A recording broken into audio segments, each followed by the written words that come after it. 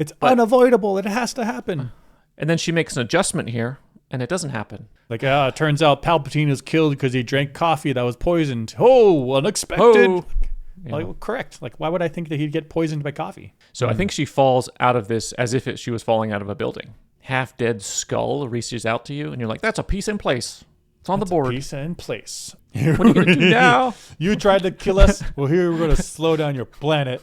First things first, we are here, and we're looking at the crypt. No, not the crypt. The vault. The vault. Okay. And so it's beautiful, absolutely beautiful. Look at these like fields, these flowing green fields in this forest in the background. But what strikes me, what stands out is property rights. Like, look at this. Look at this. Okay, so it's like traders, TRADERs.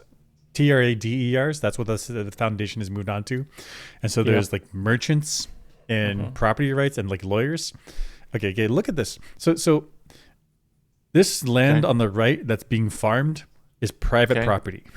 Because somebody bought up the land and they're like, I'm going to farm here. I'm going to push my farming all the way up to this road. But like, what the heck? Like, this is your culture's religious monument. Maybe you're not so religious anymore, but it's still some type of amazing technology, some type of like cultural heritage. But somebody bought up the land all around it and then farmed all the way to the edge. Like, what happened here? What's going on in the society? They couldn't have pushed this road or pushed this like, they couldn't have bought a portion of the land and said dedicated, like, this is a heritage cultural site. Don't farm right next to it. What is this? Okay, so your problem is I see a farm here. I see some clear property lines. So that means documents and all that stuff is in order. Yep. And the vault is clearly in somebody's property. Yeah. So either the vault landed when it was already somebody's property. Like, I don't think so. I think somebody bought up the land around the vault. And it's weird they bought up land around the vault and then didn't make it accessible to the greater public. Wouldn't the public be interested? Shouldn't there be like a parking lot? What the heck? Okay, so this is yeah. Okay, so I think if we zoom in real close, I think there's a road. There's like a road going left to right, and then there's this little one, this pathway. And so I think that's called, so that's like the big road, the left to right, and then there's a walkway that's left to right. Okay, yeah, exactly. Okay, so I think that's called an easement. It's like the city or the state says people need to be allowed to get to the vault. They walk to it for their religious pilgrimage or whatever. And so even though this walkway is on your private property, we're saying you have to allow people to walk to it. You have to let people to get access to it. Okay, so my theory is that the person, whoever owns this land, also owns the land on the forest side. Okay. And the reason they did that is that way they can be like this is a religious site. I think people would want to visit it. But if you own both sides of the land, you can say, no, it's my land. I'm going to keep this a forest. No parking lots allowed. No high-speed trams to get people in and out of here allowed. If you want to visit your cultural heritage, you got to walk down this dirt road, walk down this easement, like making it difficult. People with private property, making it difficult for like the commoners to go visit their religious site. Gosh, it is so weird because this is the vault with Harry Seldon's, AI inside. It's been to Terminus. It's rescued the people from Terminus. It's come here. It's flown from Trantor. It's the legendary, the travels, the significance, historical and religious. And what do we get? A little dirt path, gravel path. Little dirt path inside somebody else's property. Gosh, like in America, we have a bunch of these monuments. So you can go see whichever one you want, right? And there's parking lots, there'll be infrastructure set up there so you can get there easily. Go enjoy your heritage. But here, this is like the vault. It's called the vault because it's the one vault. Do the foundation people have any other other landmarks from back in the day? This is the one. This is it. This is the one. And whatever governing structure they had here, they're like, yeah, somebody wants to buy up the land around it. Yeah, go ahead. So weird. It's so weird. Now that I'm thinking about it, there's no interest in the vault from the general public. You got property rights problems. Seldon is like, I'm going to take this circle, and he's like, why don't you land it in the city so people can visit? No, I want to land in the random ass spot out in the boonies. So Why? I think if I remember from episode 1, maybe 2, when they showed this development, the vault landed wherever it landed in the middle of the forest, right? And then the city encroached upon it. Okay. So I think that means that somebody bought up the land around the vault after the vault already landed. Okay. Which, I mean, but this is also some type of decay of society where they're like, yeah, you can buy up the land around it. Imagine if somebody bought up the land around the Washington Monument and they're like, I'm going to turn this into a casino right around it. If you want to go see the Washington Monument, you got to walk through my casino first. It's like, whoa, what are you doing? Yeah, it's your private property. Don't do that. Or don't allow that private property to be bought at all. Eminent domain it. It's for perpetuity, for future Foundation people who want access to this thing. Yeah, okay, so let's say some pilgrims come here and they start praying. And then here comes the tractor plowing the fields. It's my land. I need a farm right now. Yes, I'm cutting down my own asparagus. Like it's part of my crop rotation. Like I decided that. My land. Like oh my God. Yeah. He builds like a big box around the whole thing. He's like, it's my property. I can cover whatever I want in the box. Like, okay, now this is your own private vault. Yep. Come on, Harry. Come on, Foundation. What are you doing? Come on, get it together for the community. Come on. Gosh, apparently the vault is 17-dimensional, and so it can pop in and out of the 3 dimensions, and they don't use it. The vault we see from the outside is a shadow of a 4-dimensional object. Vault, terminus. You didn't move anyone. You just projected more of the vault into 3-dimensional space. Okay, so what she's saying there is that the vault can go into higher than 3 dimensions and then sort of traverse 3-dimensional space instantaneously and pop back into 3-dimensional space at will. Okay. I think. Yeah, you just, depending on the angle at which you look at it, you can see it from the 2-dimensional object or you can see it from this 3-dimensional object. So you can leverage that to move around, change different like materials, whether you're like ethereal or physical. Yeah, sure. That's a pretty cool idea. So what I was expecting was the vault not to move and the attack to take place with the vault not moving. Spoon? Spoon. She's coming. So she's like, it's a magical spaceship in 17 dimensions. We can teleport around. Let's fly around like a normal spaceship.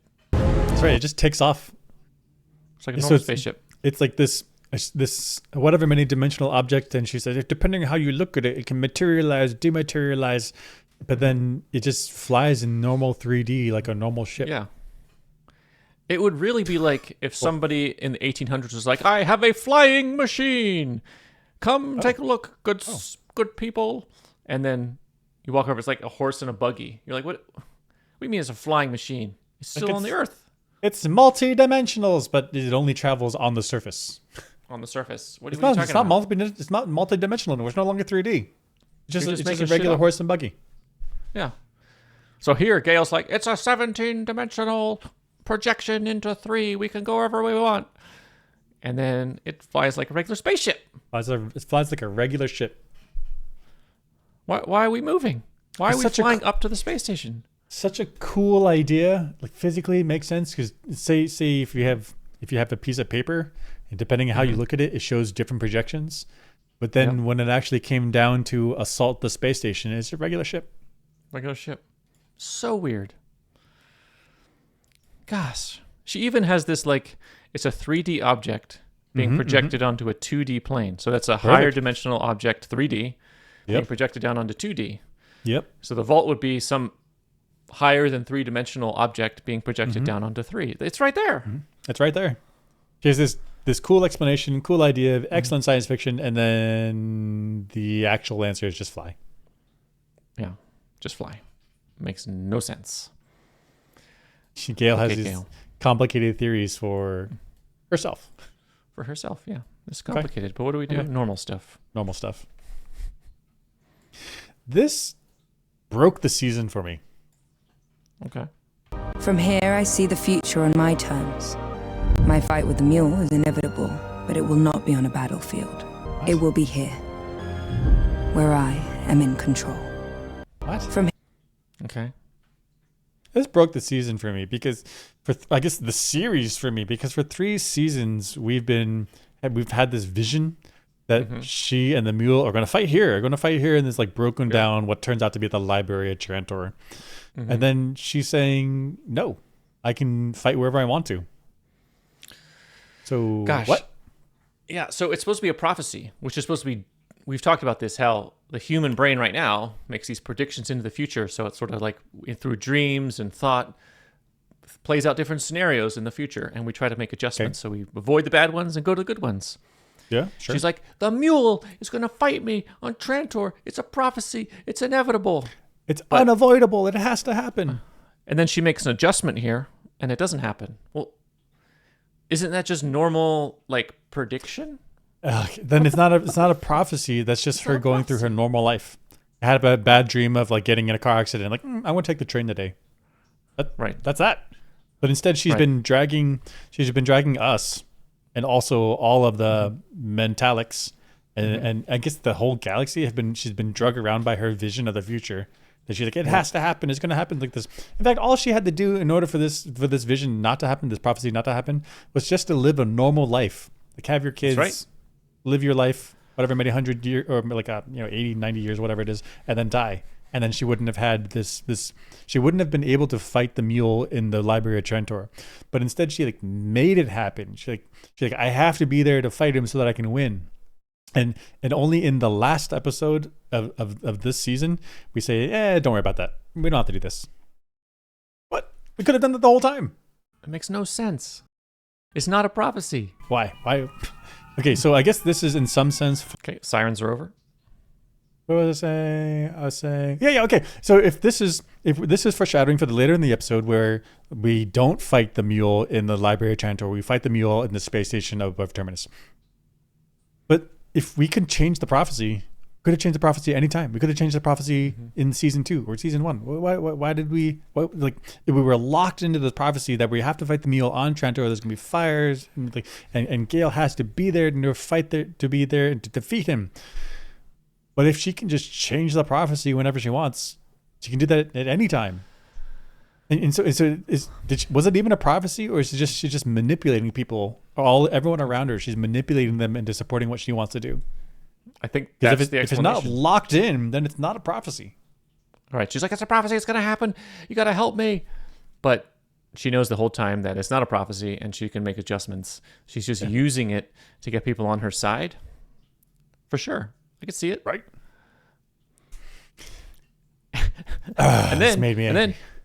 And then she's like, I will fight the mule. I won't even go to fight the mule. I'll just sit here and meditate like Luke Skywalker and fight from afar. Like, you're a coward. Sending soldiers in to fight the mule. You're just going to sit back? What are you doing? There have been generations of people that live their whole lives to prepare the society for you to go fight. And you're like, I'm not going to do that. I'm not going to do that. Unbelievable. Get in there. Can't get in there. Unbelievable. This broke. This was neat, interesting, game-changing. So if you can do this warping in technology, that changes every battle. Did you see it? There on the right. Let it come around again. Okay, hold on. So I see. You're talking about this right here. Yeah. Play it again. Right here. So they're not there. Glowing light. People show up. And so if I remember, this is Gaal and her assault squad. Yep, I think so. So they can do site-to-site teleportation. Like you don't need a whisper drive. You don't need to be in a spaceship. You don't need a jump gate. You don't need to be in a ship jumping between star systems. You can just site-to-site teleport. But you can jump in somewhere and assassinate someone. Yeah, this is a tactically total game changer. Man. Right. Plus, aren't they like, this is the assault team and this is the mule's soldiers? Mm-hmm. They don't react to them at all. So it's like, are they doing like the mind manipulation? Yeah. They jump in and Gale's immediately doing like, we're invisible. You cannot see us. Oh, we're invisible. But it's so overpowered. Like you can do point-to-point teleportation. Plus, you can't see them. Right. You can't even perceive them. Perfect invisibility. You don't see them. You don't hear them. Nothing there. This is game changer. Like this breaks all of the conflicts. You don't have conflicts anymore. You just jump in somewhere, kill them, and like they're like, oh, but they're surrounded by the guards. Like the guards don't notice you. Completely invisible. Right. You go. Right. So if you're like, I want to destroy Trantor, I can just site to site teleport people into critical infrastructure parts, be it past the guards, past the security infrastructure. Yep. Do the sabotage, come back out, and then boom, explosions. I won. There's really not much you could do to stop it. And if you couple that with the cloak, the mind cloak, I mean, there's absolutely no way to stop it. You could have a guard in the room next to the machine that they're trying to blow up. You teleport in, he doesn't see it, place blows up. There's nothing you could do. You get in there, you're a little bit hungry, make a little barbecue, a little smoked ribs. The guard's like, do I smell the smoked ribs? You're like, nope, mind power, you don't smell anything. Don't smell anything. It's so overpowered. Guard later on, he's like, what happened to my ribs? I was going to cook that later for dinner. Because it must have, I've forgotten it. You can mind game the heck out of people with this. Yeah.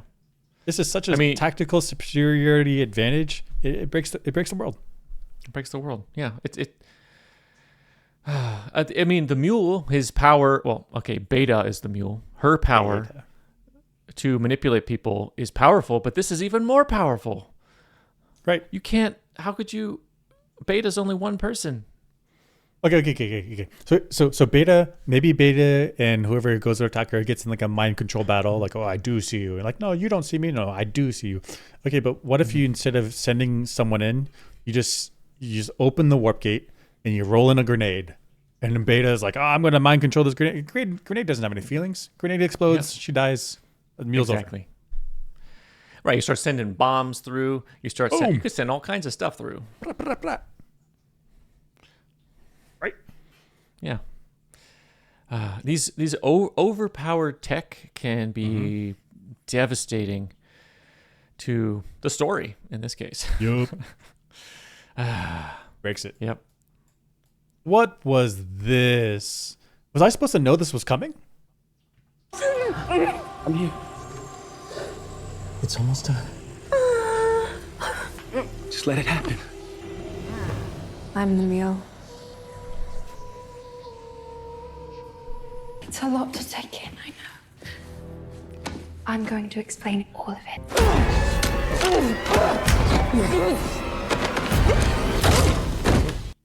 Okay. Beta's the mule?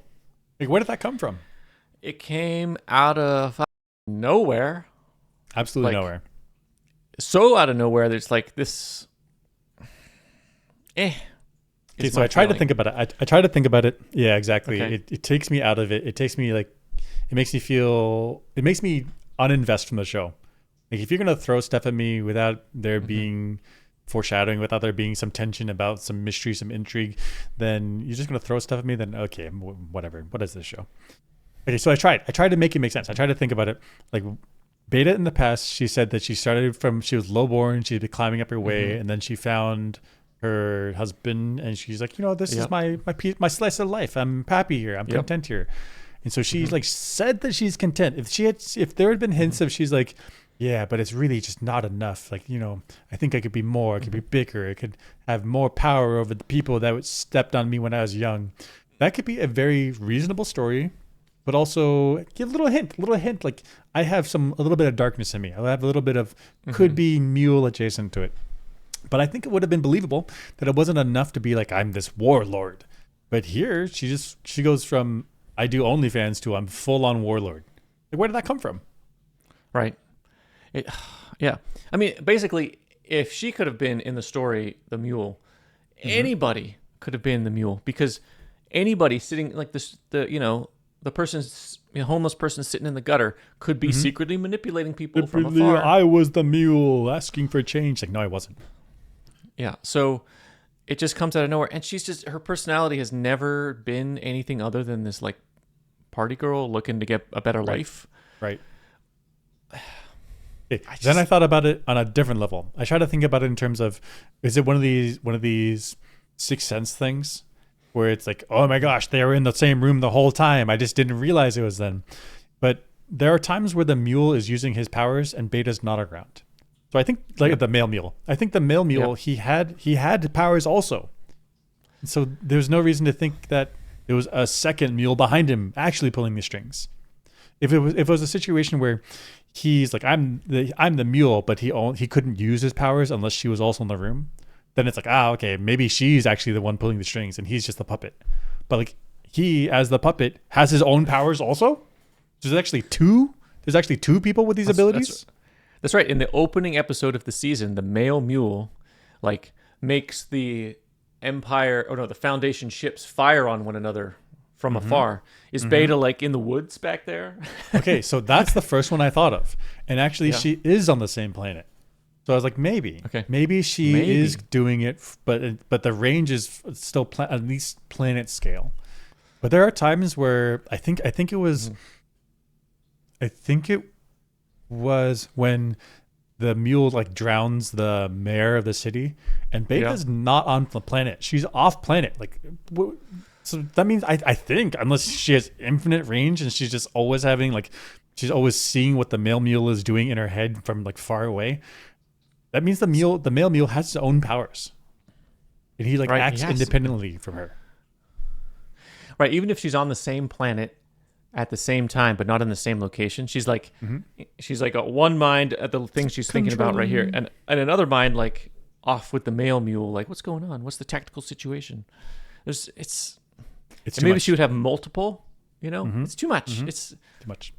Infinite range, It's too much. And the problem as a viewer is that there's no reason for me to think that she might have been the mule. It's just like, surprise, she is. Surprise. Nothing falls into place. It's not like, oh my gosh, I see it now. No. Click, nothing. I see it. No, it doesn't have that. No. Yeah. It's like if you're watching the original Alien movie, and then all of a sudden the T-Rex from Jurassic Park is like, chomp! Like, surprise, you weren't expecting that. Like, no, of course I wasn't. Right. Like, why would there have been a T-Rex in the ship? Right. You could make twists out of left field, out of the blue, all day long in a story. Yep. It's just hard to make the twist compelling. I just don't feel there's no meat behind this twist. Like, it turns out Palpatine was killed because he drank coffee that was poisoned. Oh, unexpected. Oh. Like, well, correct. Like, why would I think that he'd get poisoned by coffee? Right. Thought he was a tea. Yeah. Yeah. Not a good twist. Bad twist. So, Gaal escapes. I think the space station is not in orbit based on what happens.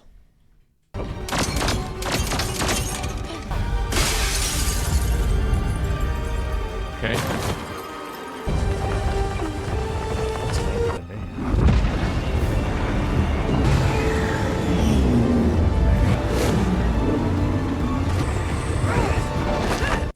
Okay. So let's run through this here. So first thing is she's got a shield on her back, no spacesuit, blasts the glass, jumps through the glass, and now she's in the vacuum of space. And as soon as she goes through and she starts falling. Okay, so that's, and then you're saying the falling is already a clue. Already a clue. She falls, and you can see the planet. She falls towards the planet. Mm-hmm. And then she doesn't burn up. True. She enters the atmosphere. The beggar jumps in right there. She's in the atmosphere now. There she is. And then she uses air resistance to fling herself into the beggar. And she's rescued. Okay. So I think the first thing is this space station she's on cannot be in orbit. Okay, why? If two reasons. One is if this was in orbit, when she jumped out of the glass, she would have moved this way in a straight line. Floated away. She would have. If it was in orbit, she would have gone in a circle instead of like falling down. Falling down as opposed to like falling down out of a building where the building is like supported from the ground. Yeah. So I think she falls out of this as if she was falling out of a building. Well, you know what? Also, you said that she's not wearing a suit. Mm-hmm. Which, if she's in space, she should be wearing a suit. But also, there is that when she breaks the glass, there isn't gas that like shoots out of the building. I don't think she's in atmosphere though, because look how just at this look. This is the if she's in atmosphere, it's very very tenuous at this level. I think. Agreed. But if she was in space, like vacuum space, then when that glass breaks, there should be explosive decompression. And I don't explosive think so. Decompression. I don't see it. Yeah. there's no way that at this height, that if there's one atmosphere behind this glass and tenuous atmosphere out here, that there's no way there's one atmosphere out here. Look how high they are. No, super high. It's got to be thin. No. Okay, so she blasts out into space, into thin atmosphere. Is that okay? She died from that? So before we get to that, one reason why I think this space station is not in orbit and stationary is the falling. But also, when she enters the atmosphere, she doesn't burn up. Okay. And I think the requirement for burning up is that if you're moving at orbital speed, which is really, really, really fast, as you start to re-enter the atmosphere, going at that high speed, you create a lot of friction. But I think if you start from zero and you just fall straight down, you won't pick up enough speed to burn up. You don't like slam into the atmosphere because it's like a gentle roll into it. Gentle like slide into it. Yeah. And you never get fast enough to like slam into the atmosphere. Yeah. So if we assume that this space station is somehow hovering over the planet and not in orbit, it's hovering, she falls out and just falls into the atmosphere. I see. So instead of using the orbital speed and geosynchronous orbit to stay above the vault, instead there's some type of active like thrustering foundation, clever, I don't know, something like supporting it up. Yeah. You could have just constant thrusting to keep it hovering in place against gravity. Okay. So I think that's what's going on. Okay. So I think this is not an orbit. So her fall, lack of burning up, maybe that's okay. Okay. So now we're back to the atmosphere problem. She jumps out of this place without a spacesuit. Yeah. And I don't think you can, and I assume that this is tenuous atmosphere at best. Some thin stuff. She's going to be falling through this tenuous atmosphere for minutes, at least. Can you survive that? This is like almost a vacuum. I mean, okay, so a normal human, I think not, right? But if she has superpowers, because she's basically a superhero, she somehow pulls it off. I guess I'm reminded of the Red Bull guy. Yep. He went like super high to like it's like thin atmosphere. Red Bull. Yep. He jumped down without burning up. Right. Like I don't think he did not need a heat shield or whatever. Yeah. Okay, that's cool. What's going on? Let's try that again. Okay. So we're looking at the Red Bull fall. Yeah. From YouTube. Yeah. So here we go. He's in like real high. He got a suit because he needs to be able to breathe. Right? He's able to breathe, and I think being in a vacuum, it messes up your body. Oh. You can't just have like a breathing mask like underwater. It has to be a full body suit, right? Oh, to pressurize you. Otherwise, you're going to get all kinds of problems. So this is kind of what he needs, a spacesuit, basically. Yeah. And here he is real high. He's probably not as high as Gaal was. But so here we go. Here, let's see him, watch him fall. And it takes a long time for him to fall. It's not fast. There he goes. See you. And it's, I don't think this is going to be a pleasant ride if you don't have a spacesuit on. He's still falling. And like so it's not instantaneous. Yeah, Gaal like gets down to the surface quickly. Yeah. I mean, which is good for drama, but it's like I think the mule had plenty of time to shoot her. Yeah. Well, there's that part, but also just like she's moving through. What's she breathing for several minutes? Right. Like she's moving through here, right here, vacuum. What is she breathing? And what is helping hold her body together? Her blood is going to start to boil, eyes, ears, all this mucous membranes, all kinds of stuff. So many problems. Maybe she uses the second foundation, Mentalics, pressure bubble. She puts herself to sleep for a little bit. Puts herself to sleep, keeps a little gas around her until she hits the thick atmosphere down at the bottom. And then she lets go of that, and then she just And she just does this. This was also insane to me. The fact that she's holding onto the shield with hand grip strength. That's it. Right. That's insane. I don't even think the shield is necessary. Like, can't she just use her own body lift? Yeah. Do this like this wing shape and then fly around like normal skydivers. Because she like it hugs her body. It feels like if there's any little flit, it's be like it's gone. Yeah. It's going to rip out of your hands. You don't have the strength to hold on to that. Yeah, and she's got it like against her body anyway. So is that helping that much? I don't know. You're saying the surface area presented to the wind is pretty much the same? Pretty much the same. Maybe a little bit better, but not much. But then you lose the control surfaces of your hands. You're just riding dumb on a stick. Right. So if you had your hands, you could put them like Iron Man style, and you could feel the airflow. I feel like that would be intuitive. I mean, heck, you put your hand outside the car window, you can feel it. That's right. So I would have ditched the plank, metal plank thing. She didn't even use it. She didn't even use it for like re-entry. It didn't burn up or anything. It wasn't even like a heat shield. Exactly. That's what. Exactly. That's what I'm trying to say. Weird scene. I think she has to. I think this scene is probably okay for me physics wise, except for the lack of spacesuit. If she had a spacesuit on, I think she survives the basically vacuum.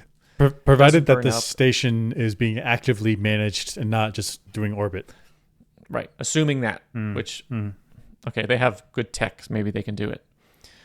But, okay, and then besides the fact that this is like, superhero heroics, whatever this is, some improbable rescue thing. Also, how's she not squinting? That's a lot of wind in your face. That is a lot of wind in your face. Yeah. How high do insects go? Is that a risk? Oh my God. Have you ever been on like the front of a roller coaster and the wind is hitting your eyes directly? It's like, it like pulls the tears out of your eyes. It's kind of. I want to enjoy this, but that's a lot of wind like that. Yeah. You need like goggles. So she's going much faster than that. I don't think she'd be able to keep her eyes open. But she can because she's a metallic. Yeah. Special. Right. Powers. So she must have like a mental air bubble around her that's keeping her fine. But then also, now that I'm thinking of this, why not just jump the beggar in right here? Yeah. Yeah. There we go.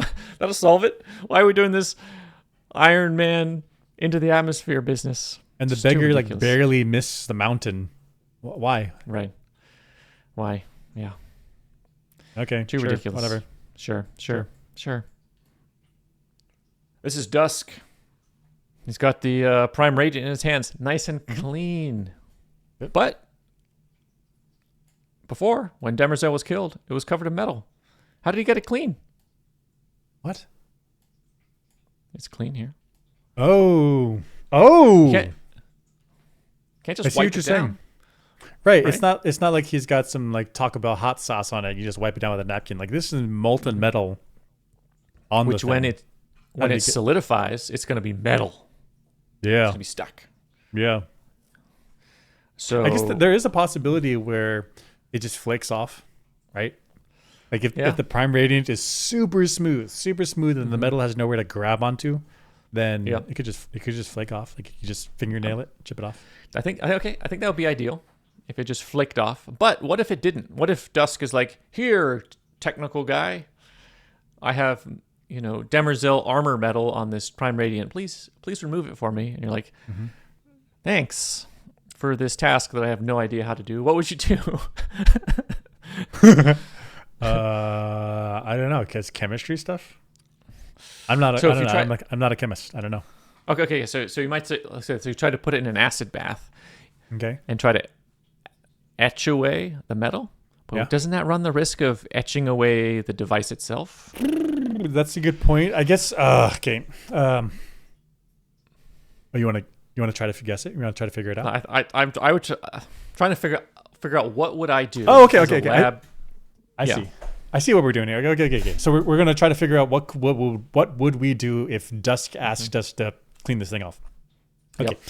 So I like the idea of acid etch. If you can get the right acid that eats away that metal, but depending on what the prime radiant is made out of, like if it's it's possible that there are acids or base. I'm really not a chemist. It's possible that there's the right acid that eats away that metal layer, but not the prime radiant. Yeah, I think it's possible. You could also try electrolysis. Electrolysis, use this thing as the anode, I think. And so you could just eat away the metal atoms, but depending on what the prime radiant is, like if it's plastic or silicon dioxide, so glass, it might not eat away that.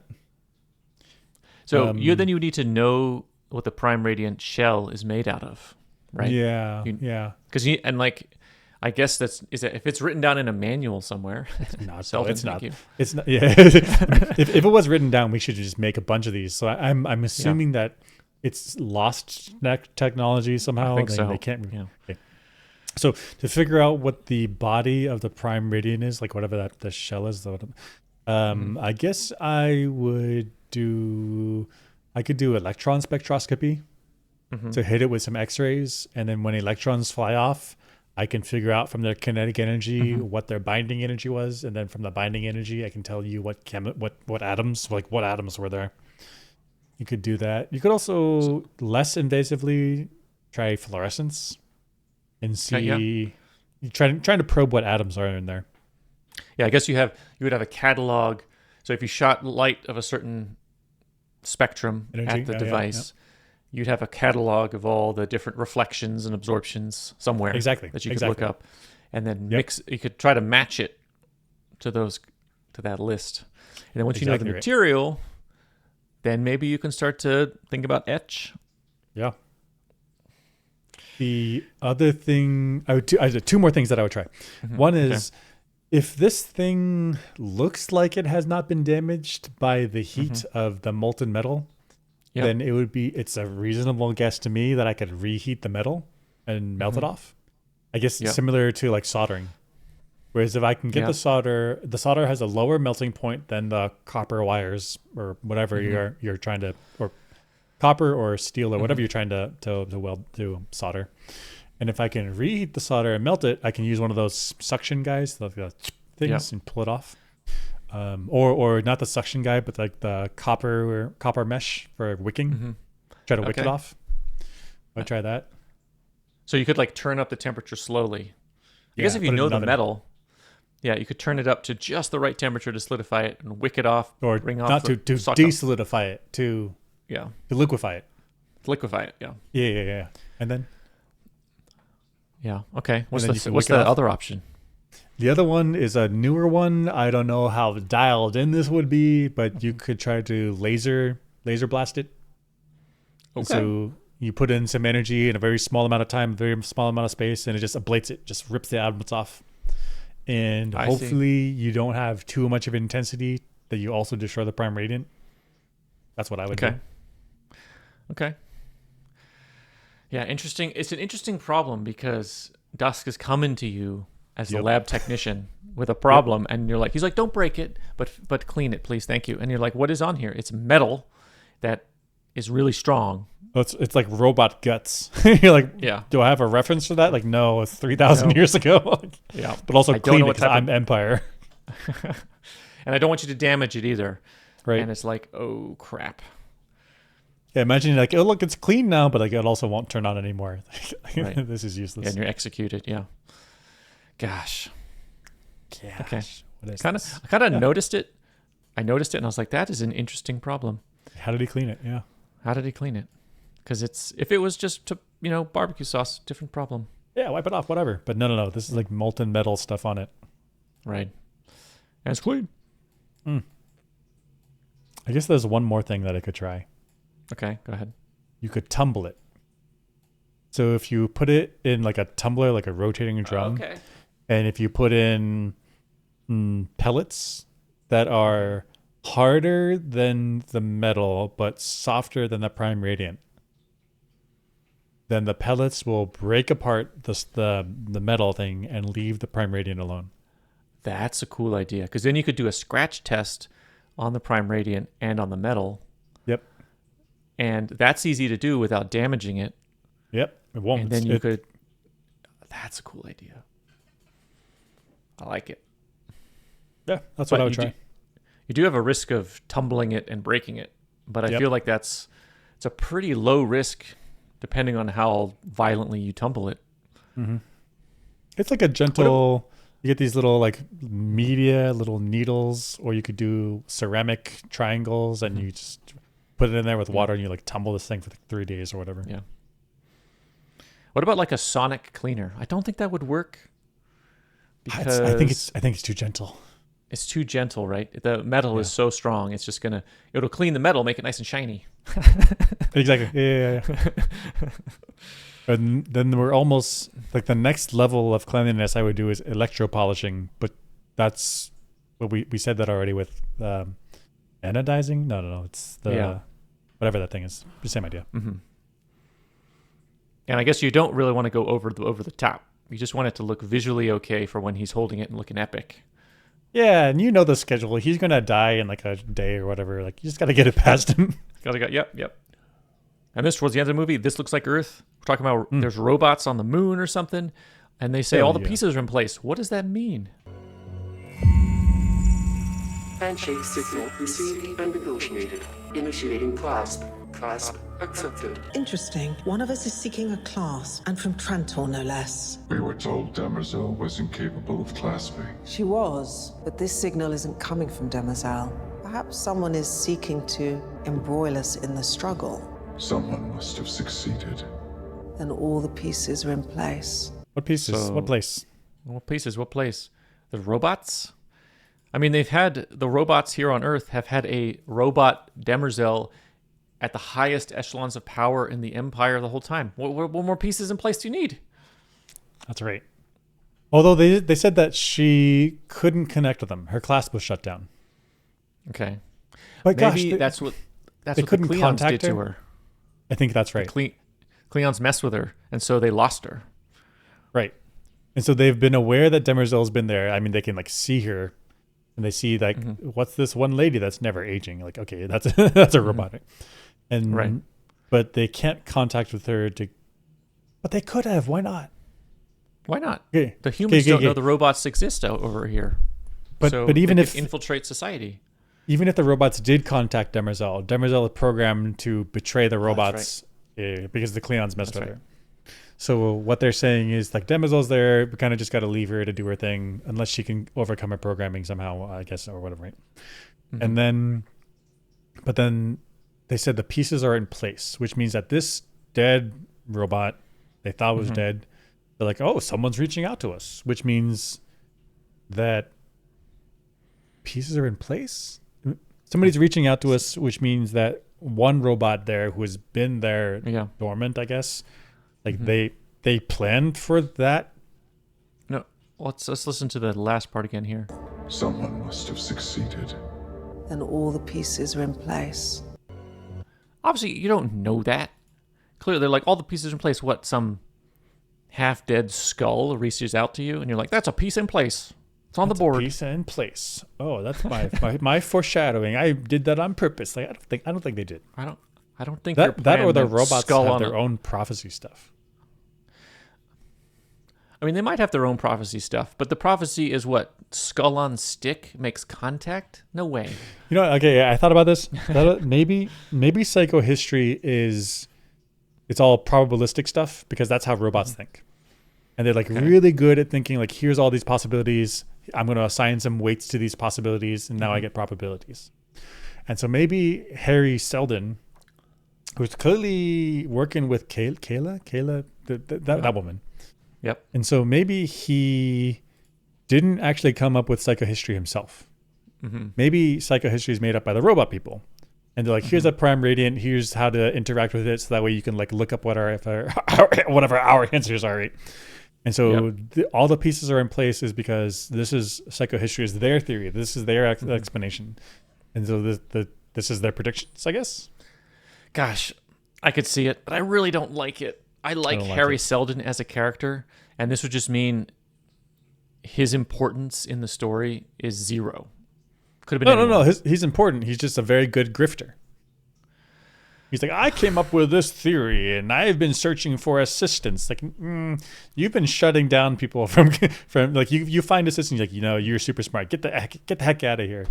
And actually, the whole time he's just grifting. He's like, I came up with this idea, psychohistory. Don't ask me about it. I can't explain it to you. You're not smart enough. But like, actually, he doesn't get it. The robots figured it out. I mean, that makes sense now. So then he's a grifter. He pretends to have come up with it, and it's so opaque that he's like, nobody can understand except me because I'm such a genius. And then he puts out these tests. Yep. You know, that Gaal passes. Yep. And instead of that being him bringing talent in to help him with psychohistory, it's actually finding talented people to shut him down in the galaxy. Because I wonder if the talented people would have figured out that the robots are still around. So he's like, no, Maybe. come under my wing because I'm super smart. I'm the intellectual authority. Don't question that. Yep. I could see it. I still don't like it because I like Harry Seldon. I like the idea of a human coming up with psychohistory and thinking about economics and sociology and all that stuff. And he gets demoted in the story to just a grifter. And I don't know how else to make sense of all the pieces are in place. Yeah. Well, we'll see. This is kind of intriguing, I will say, for season 4. Yeah. I want to see what this is. I'm less interested in the Mule and the Foundation and Empire. I'm less interested. What's going on with the robots? What's going on with the robots? That's interesting. And then it's on Earth. Got left there. Also, what's going on with Earth? Can we get real in there? Get real close. Getting in there. So that's North America. Yeah. America. Here's Mexico, Yucatan, Florida. There's North America. There's South America. But that Baja Peninsula is just straight up connected directly by land. It's no longer a peninsula, right? Yeah. Yeah. Which means oceans like out here. Which means we lost a lot of water? So from what I understand, in the last ice ages, the Earth gets glaciated. Yeah. And the water level can fall like 30, 40, 50 meters. Because you put the water into the ice. Into the ice caps. And I think if you look at the coastline, you can see where the old coastline was, way, way out there. Okay. And so the Earth might actually look something like this during an ice age, but there's no ice cap here. There's no ice cap. And during the last ice age, the ice came down to like here. So this whole thing should be an ice cap. Yeah, like Oklahoma. Yeah, like this should all be ice, but it's not. It's gone. Where's the ice? I mean, okay, not in this picture, but I guess it's possible. Is it possible that the other side of the planet is iced? That would be weird, wouldn't it? That you have a planet like Earth rotating every 24 hours, meaning it's getting evenly heated, and one hemisphere gets iced. Okay, not so the poles. So it has been, I think, 40,000 years or something.